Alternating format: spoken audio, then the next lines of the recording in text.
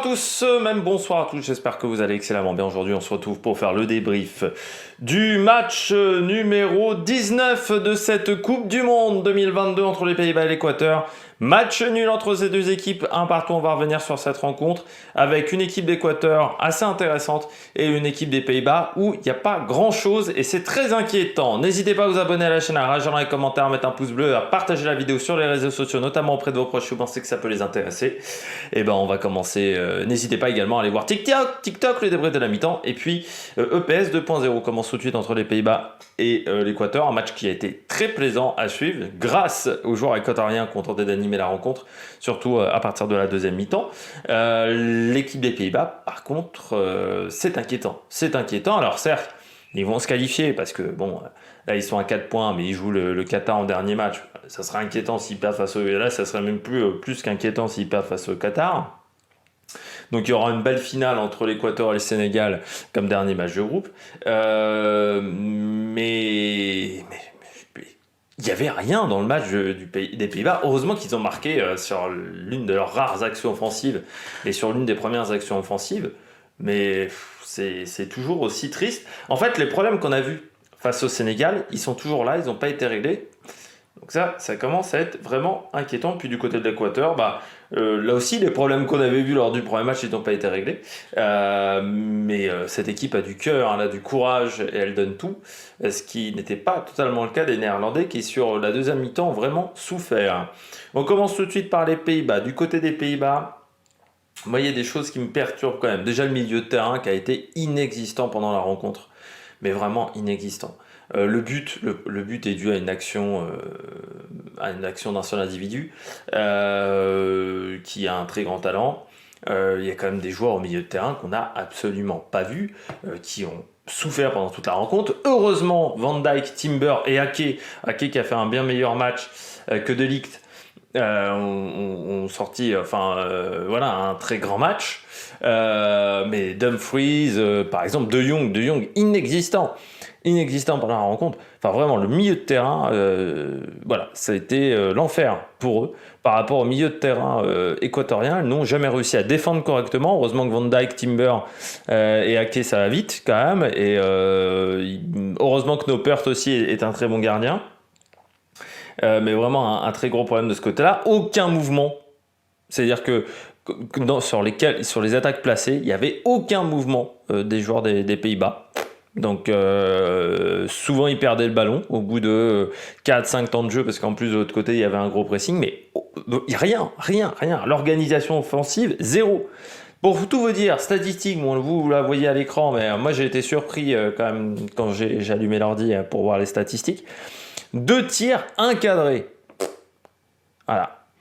C'est vraiment le but, c'est le fait qu'ils aient marqué un but est presque un miracle du côté des Pays-Bas, tellement le jeu offensif était nul. Les replacements du milieu de terrain, très compliqués aussi, ils se sont fait prendre de vitesse par les joueurs équatoriens, heureusement que ce n'était pas l'équipe de France, notamment, ou les Anglais. Et puis les problèmes qu'on avait vus face au Sénégal, je te reprends la fiche de Sénégal, hop là, je l'ai. Qu'est-ce que j'avais noté face au Sénégal ? J'avais noté premier quart d'heure difficile, éteint, relance Pourave, milieu de terrain Pourave. Voilà, c'est la même chose quasiment. Enfin, là j'ai noté un peu plus de choses sur les deuxièmes matchs, mais on est sur des éléments similaires. Ce qui est terrible, c'est que je ne sais même pas comment cette équipe est capable de s'en sortir un petit peu mieux. Il y a quand même un joueur qu'on n'a pas vu pendant tout le match, c'est Depay. Depay, il est rentré à la mi-temps, on ne l'a pas vu. 0 ballon. Voilà, il a couru. Alors ça, il a bien couru. Ça, c'est vrai qu'il court bien, Depay. Pour ceux qui avaient des doutes, mais il a eu aucun ballon parce que le milieu de terrain pas capable de faire de la récupération. Ils ont perdu des ballons faciles. Enfin, c'était vraiment très difficile. Du côté de l'Équateur, toujours les mêmes problèmes aussi. Je parlais au niveau des coups de pied arrêtés, ce que j'avais noté déjà lors du premier match. Il va falloir vraiment travailler ça. Ils n'ont pas de tireurs de coups de pied arrêtés. C'est-à-dire les corners n'étaient pas bien tirés, les coups francs n'étaient pas bien tirés. Parfois, ils visaient les mouettes. Donc ça a été très, très compliqué. Pas mal de soucis aussi parfois sur les passes. c'est-à-dire qu'il y a des contrôles ou des passes qui sont parfois bien ratés, surtout dans le jeu de transition. Donc ça c'est dommage parce qu'ils ont des joueurs qui vont quand même un petit peu vite. Et quand ils ont appliqué le jeu de transition, les Néerlandais étaient vraiment en grande difficulté. Dès qu'ils ont commencé à trouver Valencia, le match a changé. C'est-à-dire que voilà, sur les 20 premières minutes, ils ont du mal à trouver Valencia et ensuite ils trouvent Valencia, c'est fantastique. Autant vous dire que la blessure de Valencia, parce que là je pense que c'est grave, vu la tête qu'il a fait, contrairement au match face au Qatar où j'étais plutôt rassurant, là je pense que le genou a lâché. On aura peut-être des nouvelles demain, mais c'est très inquiétant quand même parce que cette équipe d'Équateur elle a besoin de Valencia. Et puis parfois des idées un peu compliquées. C'est-à-dire que parfois on choisit l'idée compliquée au lieu de l'idée facile. On se complique parfois un petit peu la tâche du côté de certains joueurs, mais ce que j'ai aimé, c'est le collectif, c'est l'abnégation de cette équipe, c'est l'agressivité. Mais de l'agressivité où au final, moi, ils font 12 fautes, mais un seul carton jaune. Donc voilà, quand ils voient que l'arbitre signale pas les fautes, bah autant y aller, hein, c'est sûr, pourquoi se priver. De toute manière, sur cette Coupe du Monde, il y a très peu de cartons jaunes. On a eu un seul carton rouge. J'ai vu des statistiques sur l'arbitrage sur le site L'Équipe. Vous pouvez voir cet article, il est très intéressant pour voir un petit peu comment on décide de faire de l'arbitrage pendant cette Coupe du Monde. Non, ça a été un bon match de la part des Équatoriens. Ils méritent ce match nul. Ils auraient même presque mérité plus quand tu vois la faiblesse du jeu des Pays-Bas pendant toute cette rencontre. On passe aux joueurs du match. Du côté des joueurs du match, côté équatorien, Valencia restait. Déjà ils marquent le but, mais dès qu'ils ont commencé à trouver Valencia, ça a été très très bon. Moi je mettrais également Preciado, parce que Preciado, quand il fait les bonnes passes, ça va très très vite et ça marche très très bien. Donc je trouve ces deux joueurs qui ont fait vraiment un très très bon match, mais je dirais qu'en général quand même cette équipe d'Équateur a fait une très très bonne rencontre. Peut-être Caicedo, mais très très légèrement un peu en dessous, mais vraiment même je trouve que collectivement ils ont fait un bon match. Du côté des Néerlandais, je dirais Gakpo, parce qu'en attaque Gakpo il marque le but, mais il a fait un sacré match vu le peu de ballons qu'il a eu et vu le peu de ballons exploitables. Je trouve qu'il fait quand même un bon boulot. Et puis Noppert, le gardien, parce que faut dire la vérité, Noppert, il a sauvé quand même l'équipe plusieurs fois.